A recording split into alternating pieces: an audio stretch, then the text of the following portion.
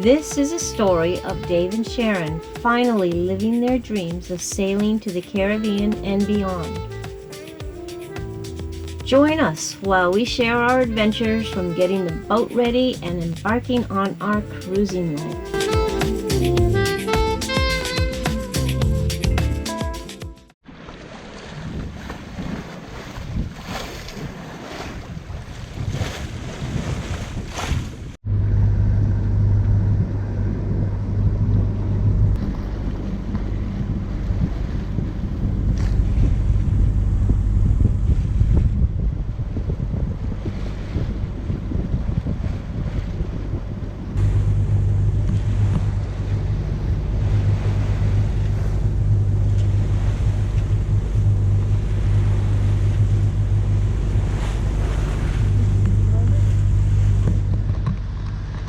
Approaching the channel for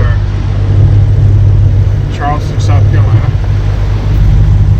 Doing some motor sailing here. We want to get in. The channel's pretty long once we get in it too, and it's 4 o'clock now, 1600 hours, and it's still going to take us a while to get all the way into Anchorage, so we're just going to keep the motor sailing going.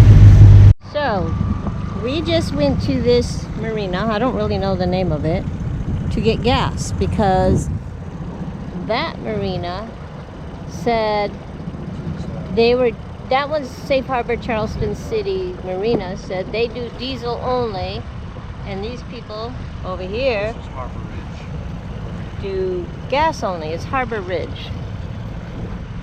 Turns out they do both gas and diesel here, and we could have gotten both. Probably cheaper. Probably a lot cheaper. So go under the bridge if you can. Well, Yeah, there's a bridge. I don't know how tall this bridge is, though. We can't No, you gotta do a dinghy. So this, we got all these things done. We just filled those up. 20 gallons of diesel, filled up both dinghy tanks. Oh yeah, there's one right here too. We brought our dinghy with it, with everything, because there's such a strong current, and it looks like we're going for a wavy ride. And we came last year, and it was a nightmare getting in to get fuel. So since we only needed a little bit, just to be on the safe side, we said we'll dinghy over. And it is easier than bringing a big boat. Our brand new autopilot B&G had a failure, and kind of should have known that it did. Our buddies Arlo did too, but he marked that as he didn't do the dockside commissioning. I did do that, so it's not the fact that it hit a stop. The stops are right here. Oops. Stops are here.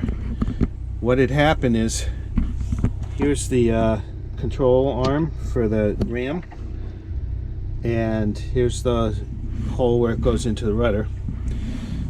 And basically what happened, whoops.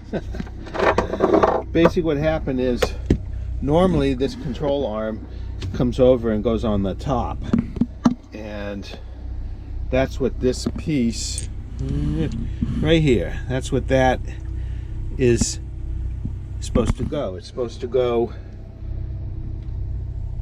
how is it? It's supposed to go down this way. Then this control arm goes on here, so you can see this beefy part here. It's all 12 it's all 12 millimeter, and then this sticks up here, and this part here goes down on here, and this is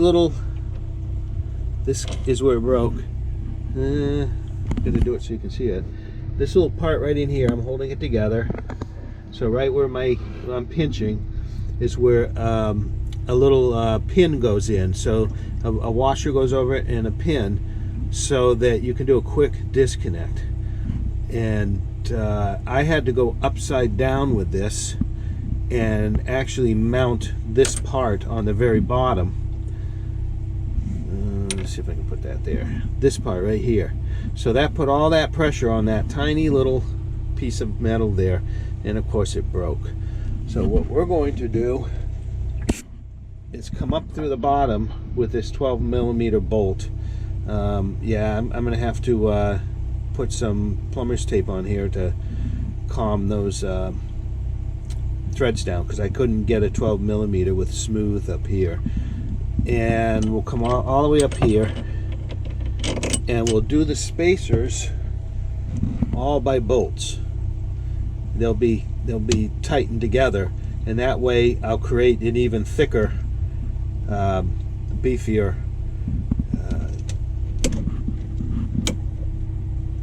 post for that to be on. And we'll lock it all in. Now there'll be no quick disconnects. I'll have to come back with a wrench and just pop off the top screws and let her down. You know, we ended up using 5 spacers and a steel washer, a nut, and a lock nut. We are getting ready to leave Charleston to head for Cape Lookout.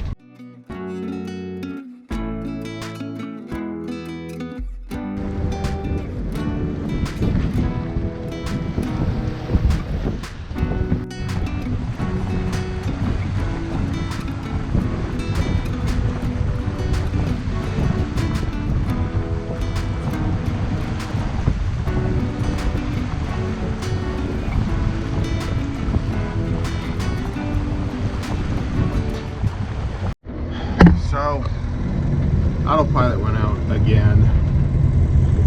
I can't imagine it breaking through that bolt. That's what we get. And so it came off from the rudder again. Can't imagine it breaking that bolt. So the only thing I can imagine is I couldn't get a nylon lock nut for the top, so I had to use 2 bolts to lock it, and maybe those just came loose.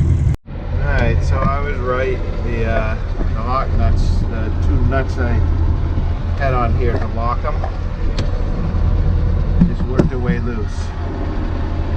Easy fix, and then I'm going to put some Loctite on there.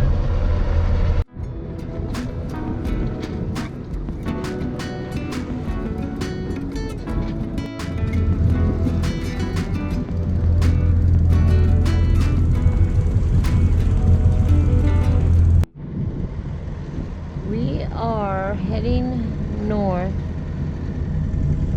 We left Charleston and we're heading to Cape Lookout. And it's unbearably hot. It is so hot, so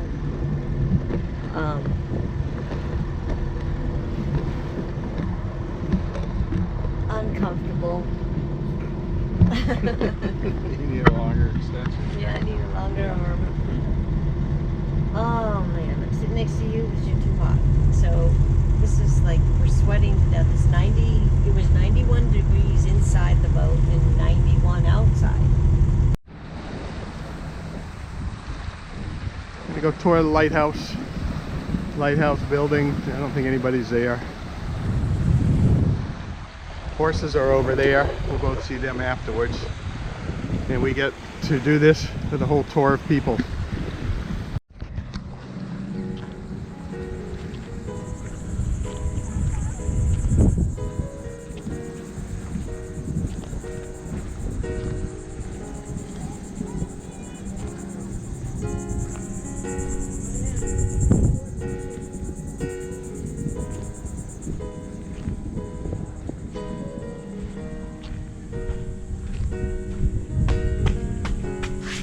Looks like a little museum inside. Don't want sand in there.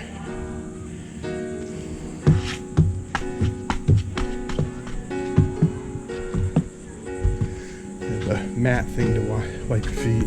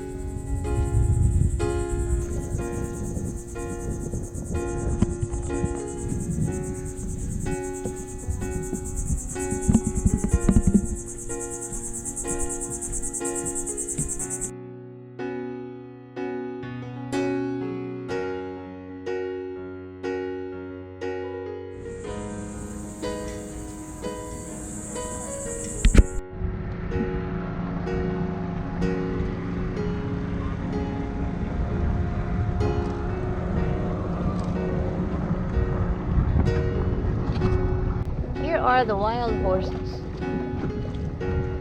grazing in some marshy stuff.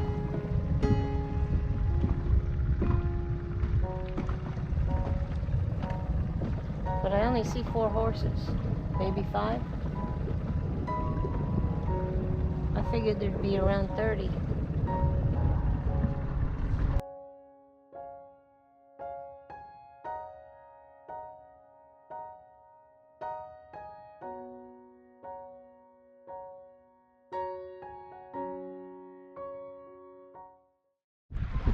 Right here is the Atlantic on this other side there.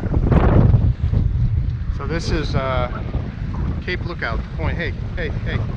It's shallower over here. Wow, this was city.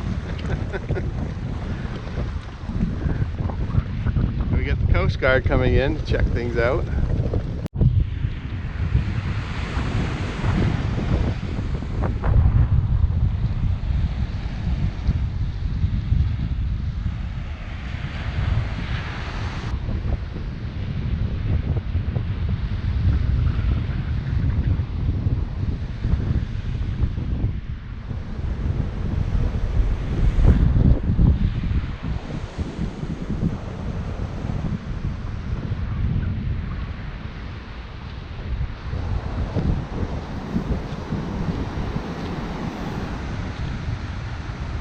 I don't know if you can see us, but we are here visiting some people we met at Cape Lookout, and we're on their, what they call their relaxation station. And here we are. There is Jamie and Joe. What's up, folks? And Sonia and Kim. Hey, everybody. But look at this cool thing. I don't know. This is how we do it here. We come up from Myrtle Beach, we come to Cape Lookout. We're here on vacation, 4th of July week. What a time, look at this. It's amazing. Oh yeah, this is the place you got to come, Cape Lookout, if you are on your sailing adventures. It is. Yes indeed, the Outer Banks. Oh, this is part of the Outer Banks. Okay.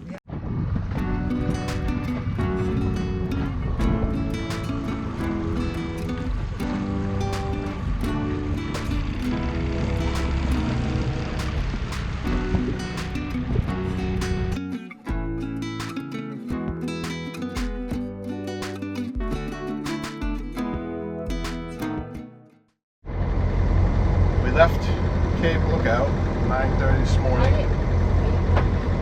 and got to go out around Hatteras, and we're motor sailing because there's no wind, maybe 2 knots of that. We get, you probably can't see it on here very well, but you've got 1.5 to 2 foot swells that are probably 6 or seconds, so they're spread out quite a bit, but we're going up and down here because we're kind of right into them. Right over here is Cape Hatteras that goes out. Got together with my buddy from sailing Seduction, the other Mango buddy boat, and he said flip the bolt upside down, put a socket, and then washers, and then put the nut on the bottom. And so I did that. It looks like it's going to hold up better. I also fixed the other autopilot, the old Neko. I put in, there was, again, that one was working for the starboard, I mean for the port. It would work on the port but not the starboard. It kept blowing transistors. So this time I replaced the transistors again, and I replaced all the diodes on the board. I suspect that it was a Zener diode that was getting a little weak. So hopefully that will work as a backup if this doesn't work. And then maybe when we get to a place where I can get a hardware store, I'll get a, I guess it's a Schedule 8 bolt or something like that. It's a hardened standard bolt. Yeah, it's not It's not stainless, but where it is back there, it shouldn't rust at all, and I'll make sure I coat it.